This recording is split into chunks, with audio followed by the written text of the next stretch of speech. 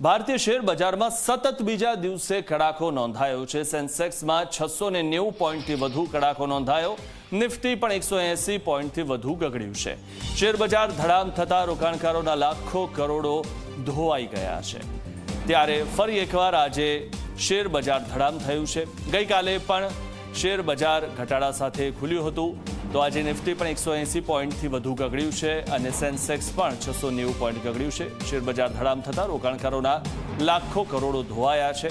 ત્યારે ઘણા ખરા જે નિવેદનો છે તે શેર બજાર પર અસર કરતા હોય છે અને છેલ્લા 2 દિવસથી જે અસર શેર બજાર પર થઈ રહી છે અને પ્રધાનમંત્રી નરેન્દ્ર મોદીનું જે નિવેદન છે કે પેટ્રોલ અને ડીઝલનો ઉપયોગ ઓછો કરો, સોનાની ખરીદી છે તે 1 વર્ષ સુધી ના કરો, તે પ્રકારના જે નિવેદનો પ્રધાનમંત્રીએ આપ્યા છે અને તેની અસર ભારતીય શેર બજાર પર થતી હોય તેવું ગઈકાલે અને આજે જોવા મળ્યું છે।